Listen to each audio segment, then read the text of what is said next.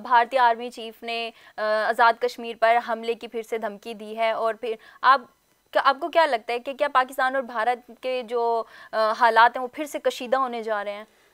देखिए, बात यह लाइन ऑफ कंट्रोल पे हमेशा कशीदगी रहती है, और ये जो गिदड़ भभकी है, एक तो ये जो अगर आप उनकी वीडियो मुकम्मल जाकर देखें तो एक सवाल के जवाब में उन्होंने ये कहा है,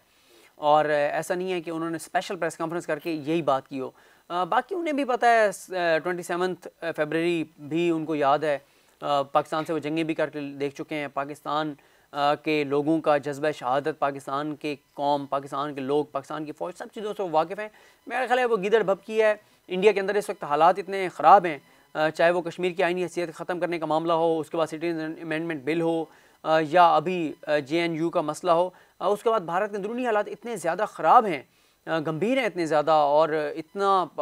हालात उनके हाथ से निकलते जा रहे हैं कि वो शायद अंदरूनी हालात से तवज्जो हटाने के लिए वो शायद कोई वहाँ पे कोई अटैक इस तरह का करें, और सर्जिकल स्ट्राइक टाइप झूठी, या वो थोड़ा सा हल्की फुल्की वहाँ पे करें, तो ज़ाहिर है उन्हें पता है कि पाकिस्तान जवाब भी देगा। लेकिन अगर इस तरह से लाइन ऑफ कंट्रोल पे हालात ख़राब होंगे तो इससे भारत के अंदरूनी हालात जो ख़राब हैं उससे तो जो हट जाएगी। और क्या ये धमकी अंदरूनी मामलात को नज़रअंदाज करने के लिए और लोगों की तवज्जो हटाने के लिए दी गई है कि जी बिल्कुल ऐसे है। DGI SPR आसिफ गफूर साहब ने दुरुस्त कहा है कि बिल्कुल